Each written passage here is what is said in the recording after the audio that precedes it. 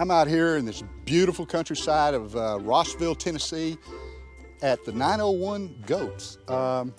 This place is absolutely amazing. If you've got a family who loves animals and especially love goats, you guys got to check out this website that I have posted right here. So check it out, visit their Facebook, I got that one posted here, and of course their website. So now we're gonna meet Colin.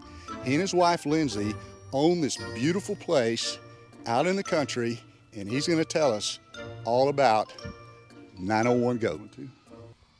Come on, goats!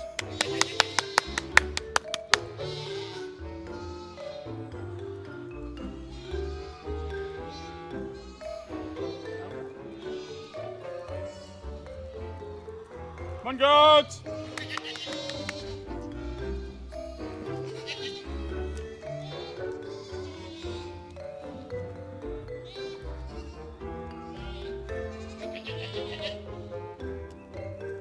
Come on, goats!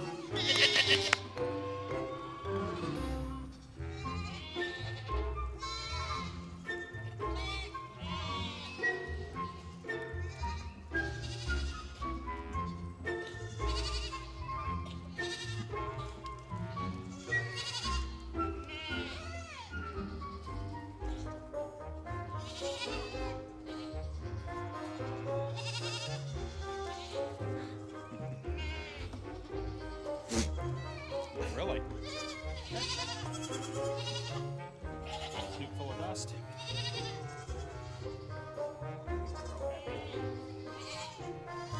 What's the downside of having so many goats?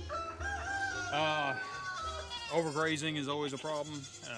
Parasite control is a challenge as well. Then you have constant, it doesn't matter who you are, you're always going to have constant challenges. Like, for instance, Dora there has the bandage on her leg. Yeah. She has a broken leg. How'd that happen? Don't know. And that's the thing is they'll do the silliest things sometimes, especially the young'uns like that.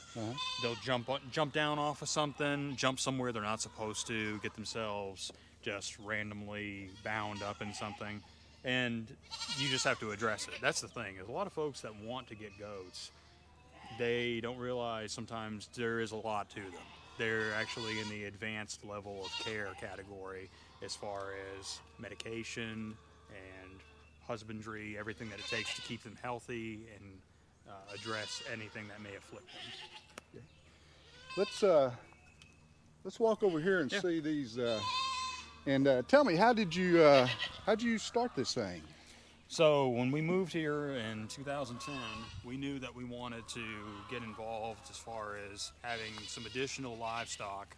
We originally had horses, and then we wanted to get into chickens, and something that we hadn't tried before was goats. Okay. We kind of bounced the idea around and ended up getting a little billy from some friends of ours and a couple of does at auction, and we fell in love with them immediately and knew that was what we wanted. And so we soon found that there weren't really many breeders in the area either, and so it became a larger project, and the next thing we knew, we were breeding and selling on a regular basis, some folks quite a ways away from us. And then from there, it grew into the events because after 10 years of hard work, we finally got something that we knew was off the ground and had a significant number. And then we've been doing the events now for about a year and a half, and it's been a lot of fun. How will people find you? We've got our website, 901goats.com, and then we've got Facebook page, which is also, we go by the handle 901 Goats. Now, our farm name is Wakaponi Goat Ranch, and there's a story behind that. But it became difficult for people sometimes to remember that. So 901 Goats is easy, just associated with the area code, and that's how we operate. So where are you from originally? Ticonderoga, New York. And what brought you to Western Tennessee? In 1987, my dad had the opportunity to move down with International Papers World Headquarters, and obviously I was so young at the time that we moved down here, and we lived in Cordoba for a while. However, my folks always had a rural background, rural upbringing, and so they wanted to move out and get a little bit of property. They moved out here, and then we followed a few years later, and now we have our property and our operation as well. But they, to this day, are about a mile down the road, and they have their own little ranch, and, as well as my sister. Now, how many years right here in this location? In this location since 2010. 2010. All right. Wow. Well, what's your favorite goat out here? You know, there's a doe over here, Button. She's actually the one walking down the hill right down there. But she, the white one? the white one with the black face. Yep. Oh, She's yeah. right there. And well, actually, one of her kids is up here as well. And but she's a sweetheart. She's got a real gentle personality. Loves to be held. Loves the attention.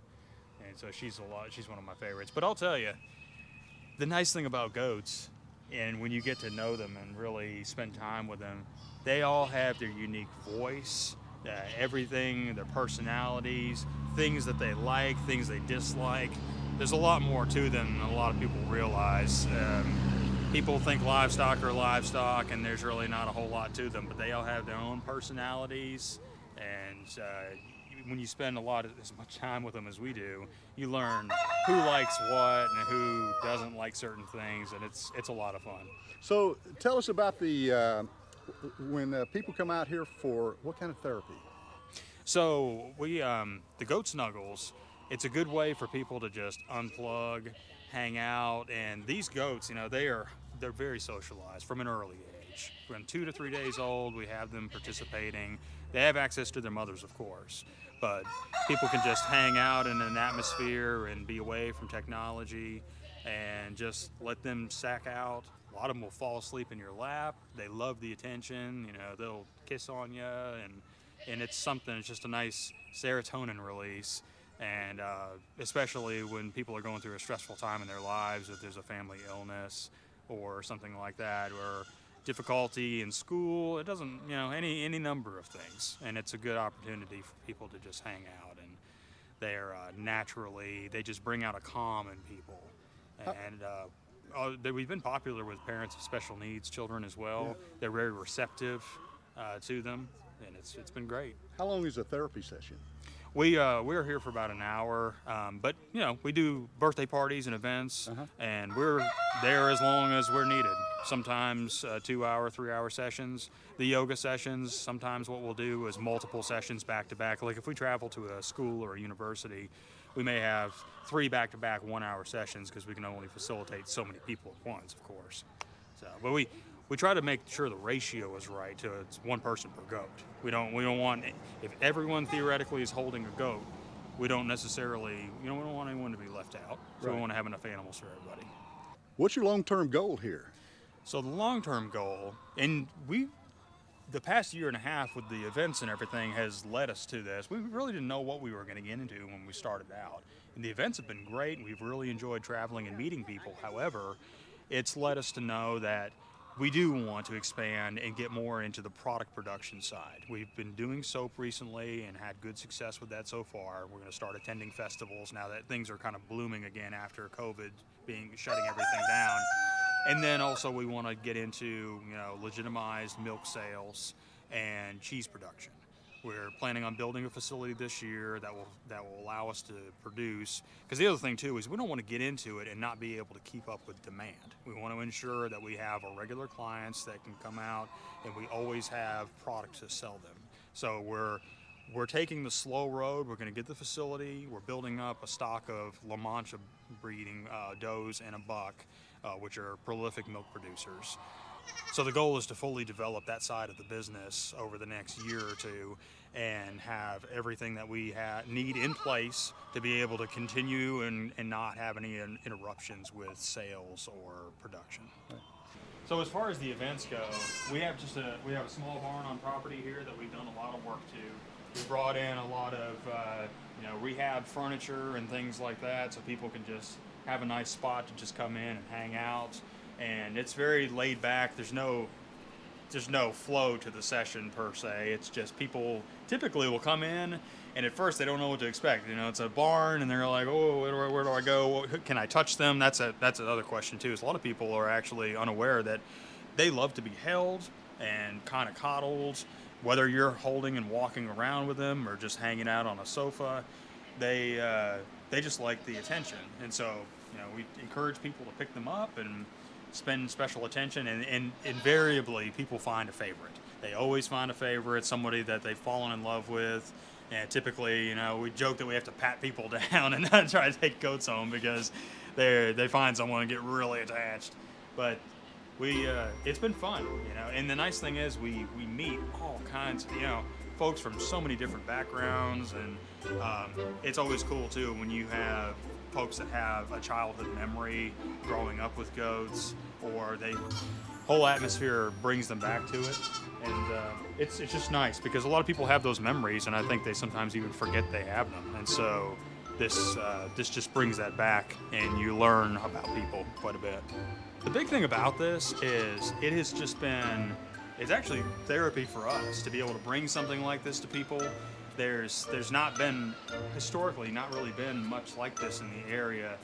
And it seems like post-COVID, there's been a shift in interest of people getting back outside and connecting with nature. And we seem to be in a society where a lot of people just kind of forgot the agrarian side of things that we originally stemmed from. And so this gives people, you know, the kind of some insight, some knowledge we love to share about goats and get that knowledge out there. And we feel blessed to be a part of it. Well, friends, I know you enjoyed this video more than I made it because it is fascinating, educational. Colin gave you some incredible information about the goats and all about the place here. So until next time, by the way, y'all check out that website, visit them, and become friends with them on Facebook. Check y'all later. Bye-bye.